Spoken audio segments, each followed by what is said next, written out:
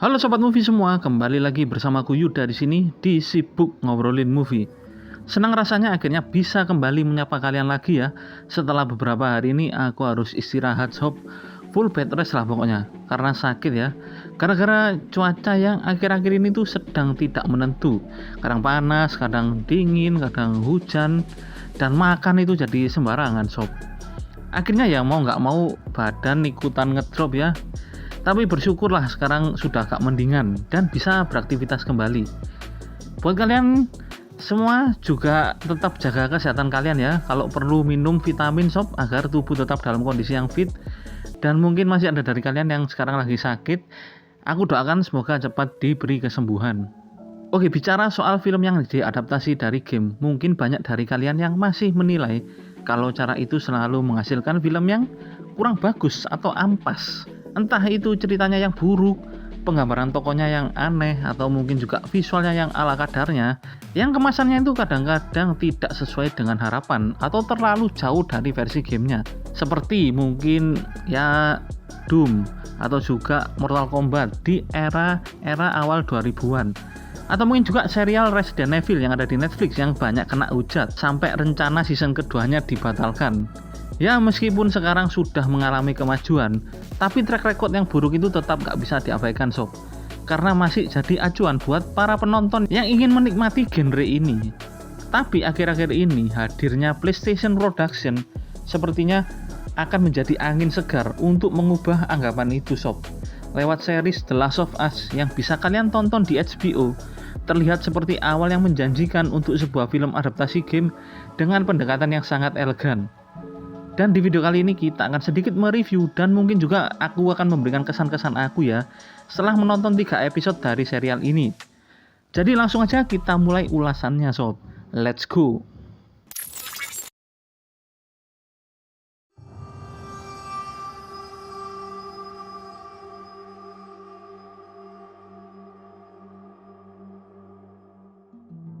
Bukan sebuah kejutan sebetulnya ya kalau The Last of Us ini akan jadi series yang paling ditunggu di tahun ini. Apalagi fans dari game ini yang paling penasaran dan menantikan sejauh apa game ini tuh bisa diadaptasi. Buat para penggemar mungkin kita sepakat ya bahwa The Last of Us adalah game yang bagus dengan cerita yang bagus juga. Gameplaynya sangat memuaskan ya, banyak style dalam membunuh zombie yang bisa kita lakukan dengan cara yang sadis dan keren juga tentunya. Tapi lebih dari itu, ceritanya sendiri juga sangat-sangat berbobot. Jujur ketika aku dengar kabar kalau The Last of Us, game yang paling sinematik ini bakal dibawakan dalam bentuk live action, aku bener-bener sangat seneng banget sob. Karena masih keinget-inget gitu loh, gimana sensasinya memainkan game ini yang feel-nya itu benar-benar naik turun sob. Jadi buat kalian yang tidak memainkan gamenya, aku sangat-sangat rekomendasikan series ini tuh masuk ke dalam daftar list tontonan kalian setidaknya dalam 9 minggu ke depan. Karena ini tuh tidak seperti film-film pasca kiamat zombie yang lain yang biasa kalian tonton. Ini ceritanya bukan hanya sekedar tentang bertahan hidup, juga bukan sekedar bagaimana menyelamatkan dunia, tapi sebuah cerita yang didasarkan pada rasa kemanusiaan yang disuguhkan lewat drama distopia yang sangat menyentuh, bersandar pada sebuah harapan dengan berbagai pesan-pesan yang emosional di dalamnya. Tema tersebut yang bakal ditonjolkan di sini dan akan banyak memainkan perasaan kalian dari mulai takut, sedih, marah sampai juga gregetan ya. Benar-benar kompleks lah pokoknya. The Last of Us bakal memberikan pengalaman menonton yang mungkin lebih bagus dari film drakor yang juga bisa bikin kalian gagal move on. Dengan materi yang sekaya dan sekomplit ini gitu kan ya, aku rasa game ini tuh mudah untuk diadaptasi. Bukan sepenuhnya mudah ya, tapi mungkin hambatannya tidak terlalu sulit sob. Karena The Last of Us itu punya gaya bercerita dan aspek yang sama seperti layaknya sebuah film. Mengikuti setiap adegan yang ada di gamenya, begitu juga dengan dialognya, itu sudah jadi cerita yang sangat keren. Tapi melihat keikutsertaan Neil Druckmann, kreator dari The Last of Us, yang dimana dalam series ini dia ikut andil juga dalam penulisan ceritanya, aku rasa dia di sini seolah ingin menunjukkan kalau masih banyak potensi yang bisa dieksplor lebih banyak lagi dari cerita The Last of Us. Neil Druckmann tidak mau karya terbaiknya ini hanya bisa dikenang sebagai game yang bagus saja, tapi juga sebagai tontonan yang istimewa juga tentunya. Dan dipilihnya Craig Mazin sebagai sutradara yang terkenal lewat serial Chernobyl, menurutku ini adalah sebuah kombinasi yang luar biasa. kehadiran mereka bakal sangat menunjang kualitas dari serial ini. Sepertinya pihak PlayStation dan juga HBO tidak ingin menghilangkan citra The Last of Us itu sendiri, dan akhirnya memilih orang-orang yang tepat untuk menghandle project ini. 3 episode awal The Last of Us bisa dibilang sukses menarik perhatian sob. Banyak kritikus dan pencinta film memberikan respon yang positif di mana hampir semuanya itu kagum dengan bagaimana cara film ini memberikan tampilan yang sesuai dengan gamenya, yang mana detailnya memang nggak main-main sob. Yang aku paling suka adalah visualnya yang memperlihatkan bagaimana ngeri dan ganasnya ketika alam mulai mengambil ahli dunia dan dikelilingi oleh infeksi jamur yang sudah menjalar menutupi seluruh kota. Series ini berhasil menciptakan environment dengan atmosfer yang sangat menakutkan, tapi di satu sisi masih ada keindahan di tengah kekacauan itu. Sebuah pemandangan yang ikonik yang tidak boleh dilewatkan begitu saja sob. Karena itulah keistimewaan dari dunia The Last of Us yang bikin aku takjub sampai sekarang dan akhirnya bisa aku rasakan kembali dalam bentuk film. Begitu juga dengan Clicker, di mana tampilannya sendiri itu sangat mendekati dengan gamenya sob. Sebagai zombie yang berkepala jamur yang tidak bisa melihat tapi punya pendengaran yang kuat, mereka telah melakukan pekerjaannya dengan baik. Adegan Joel dan kawan-kawan ketika bertemu dengan Clicker di museum benar-benar memberikan ketegangan yang intens dan lumayan mendebarkan. Sepertinya kita harus kasih apresiasi ya buat orang yang ada di balik riasan itu. Gerakannya yang menggeliat-geliat patah-patah kayak orang cacingan ya sukses bikin penonton merinding. Dan juga voice overnya yang khas mengundang kecemasan, seakan mengingatkan para fans bagaimana susahnya melawan Clicker yang begitu sangat mencekam seperti yang ada di dalam versi gamenya. Secara teknis, series ini tuh sangat setia dengan materi aslinya. Neil Druckmann yang tahu luar dalam dan kekuatan cerita dari The Last of Us tampaknya memang ditugaskan untuk bagaimana momen-momen keren dalam gamenya bisa dikembangkan dengan baik. Dan hasilnya terbukti tidak mengecewakan sama sekali. Apalagi Craig Mazin juga dengan pintarnya bisa mengaplikasikan semuanya dengan sangat sempurna. Aku juga terkesan ya dengan beberapa sentuhan yang baru, yaitu penambahan narasi yang merujuk pada backstory tentang jamur Cordyceps. Jamur ini memang bisa dibilang komponen yang penting dalam cerita The Last of Us, dan aku pikir cara ini juga tepat ya untuk menegaskan kalau Cordyceps memang ancaman yang nyata buat umat manusia. Di mana kita dibawa ke tahun 1968, munculnya teori jamur pertama kali diungkapkan oleh Dr. Newman, yaitu pakar epidemiologi dalam sebuah acara talk show, yang dia katakan adalah jamur ini bisa menjangkiti tubuh manusia dan menyebabkan wabah yang berkepanjangan. Lalu kita dibawa ke Jakarta untuk menemui Dr. Ratna, orang yang pertama kali melihat dan membedah salah satu korban yang terkena virus ini. Efeknya yang sangat cepat ke dalam tubuh manusia membuat dia shock karena dia tahu tidak ada vaksin yang bisa mengatasi penyakit ini. Dan kita dapat juga cerita dari sisi penyintas yang di sini diwakili oleh Bill dan Frank. Melihat bagaimana cara mereka melalui pandemi Cordyceps ini ternyata penuh dengan suka dan duka. Selama pandemi COVID-19 mungkin kita sering ya mendengar atau melihat cerita-cerita dari berbagai sumber yang berisi tentang banyaknya para dokter atau para ilmuwan yang mengutarakan berbagai macam teori tentang sebuah penyakit atau juga solusi yang mereka tawarkan, dan cerita-cerita para penyintas yang inspiratif maupun yang tragis, atau juga bagaimana pemerintah bereaksi dan sebagainya. Jadi aku rasa pilihan adegan flashback ini adalah pilihan yang cerdas, skenario yang tepat karena pendekatan ini yang aku lihat berguna untuk memperluas sudut pandang dari The Last of Us, di mana semua dunia struggling menghadapi wabah jamur ini. Diatur juga dengan sedikit ketegangan, sedikit ketidakpercayaan, dan ada kecemasan di situ yang bercampur aduk untuk menciptakan urutan adegan yang terkonsep akan suatu rasa ketakutan yang nyata dari sebuah peristiwa pandemi. Dan ini juga memberikan kesan yang realistis yang akhirnya penonton ikut terlibat dan merasakan dalam situasi tersebut. Ya memang ya pada akhirnya diselipkan unsur-unsur propaganda yang kontroversial di situ, tapi selama penggambarannya terlihat masih oke ya, dan yang aku rasakan pesan dan tema The Last of Us masih dalam konteks yang aku inginkan, aku nggak masalah sama sekali sih sob. Kita diperkenalkan juga dengan cara kerja jamur Cordyceps yang baru yang tidak ada dalam versi gamenya, di mana tubuh para zombie ini ternyata terhubung satu sama lain lewat jamur-jamur yang menjalar di bawah tanah atau sekitarnya yang punya jangkauan yang luas. Mereka seperti membentuk sebuah koneksi yang kuat.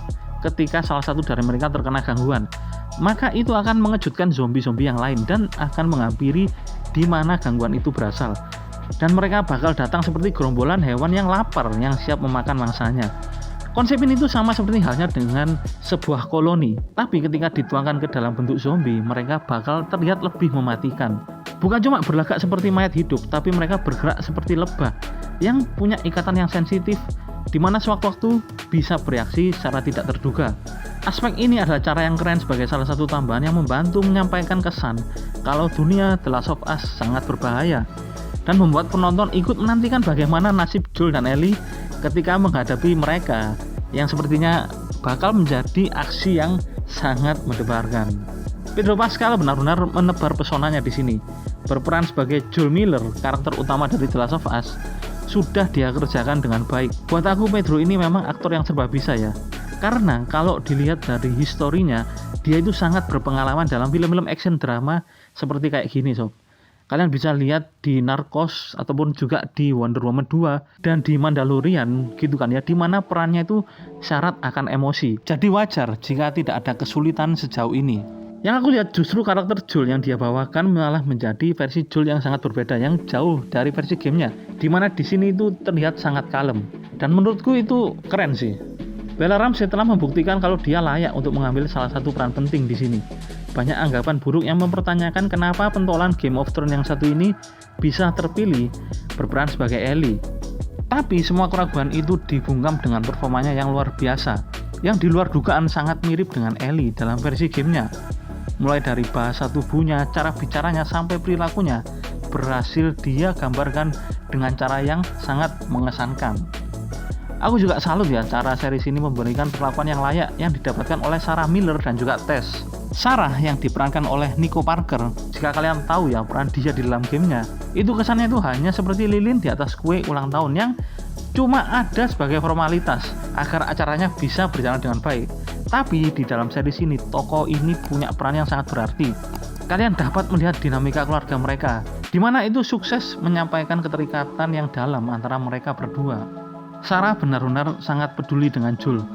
Bagaimana kita melihat dia memastikan Joel sarapan, lalu menservis jam tangan Joel yang rusak, menonton film bersama, hingga akhirnya Sarah meninggal di pelukan Joel ketika berusaha kabur dari bencana jamur ini, sob. Meskipun singkat, tapi adegan yang dibangun telah membuat kita simpati dengan Sarah.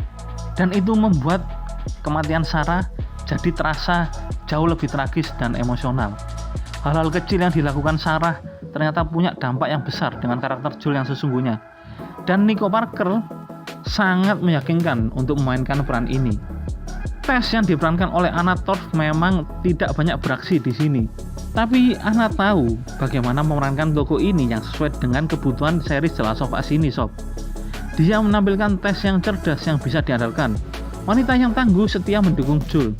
Interaksinya dengan Ellie yang memberikan pandangannya terhadap kehidupan yang baru ini punya maknanya tersendiri. Tapi Tess juga tidak bisa terus menyembunyikan lukanya yang sudah terinfeksi ini. Dia tahu dia tidak bisa melanjutkan perjalanannya, hingga akhirnya dia harus berkorban meledak bersama para zombie. Kematiannya di sini meninggalkan rasa yang mendalam. Karena Tess masih punya keyakinan bahwa dunia akan normal kembali jika dia bisa menyelamatkan nyawa Ellie.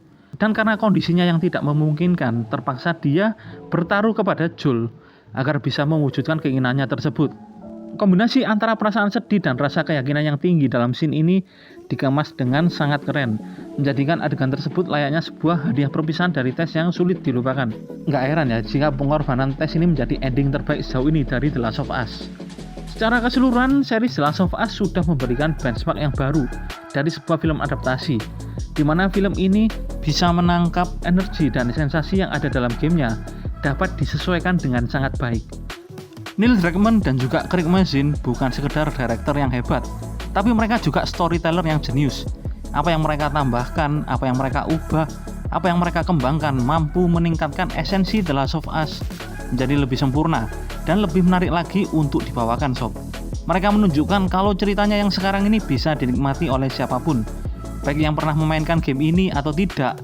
Semuanya antusias untuk mengikuti kelanjutannya. Jadi aku rasa serial adaptasi ini telah melampaui dari versi game aslinya.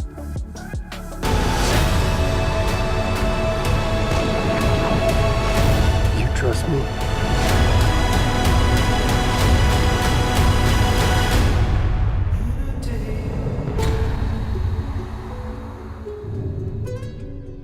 Oke, jadi itu saja ya review aku untuk serial The Last of Us kali ini sob, semoga bermanfaat.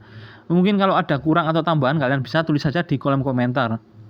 Dan jika kalian suka dengan konten-konten film seperti ini, kalian bisa like, share, dan juga subscribe agar kita bisa terus ngobrolin movie di sini. Terima kasih buat yang sudah menonton ya. Ingat, kerja memang nomor 1, tapi nonton film itu yang utama. Kita ketemu lagi di video-video lain selanjutnya sob. See you.